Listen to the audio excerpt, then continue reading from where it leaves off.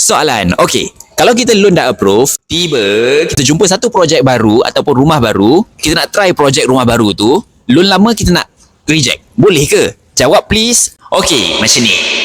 Okey, untuk menjawab soalan ni, saya bagi dua situasi. Tapi sebelum saya bagi situasi tu, fahamkan dulu, anda sebagai pembeli ada hak untuk pilih mana projek yang lebih sesuai, mana rumah yang lebih sesuai untuk anda dan keluarga. Ataupun buat investment lah. Situasi pertama adalah anda kekal saja bank yang sama tetapi tukar pada rumah yang kedua. Maksudnya rumah kedua akan ada SA yang kedua. SA itu sales agent lah. Sales agent yang kedua.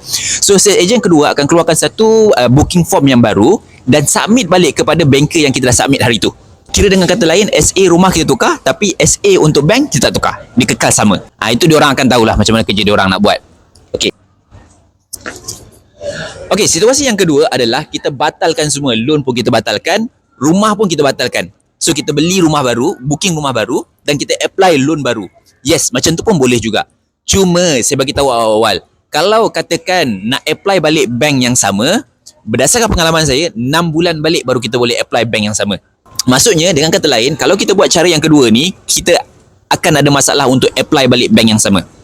Tapi kalau katakanlah bank yang sama tu kita apply interest dia tinggi, tapi nak beli rumah yang kedua ni nak dapatkan bank lain dengan interest yang lebih rendah. Kita apply bank yang kedua adalah bank, katakan bank merah. Hari tu bank kuning, ni bank merah pula.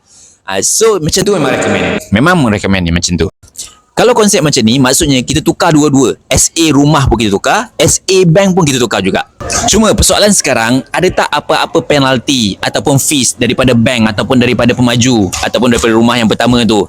Kalau nak tahu benda tu, baca kat description dekat bawah.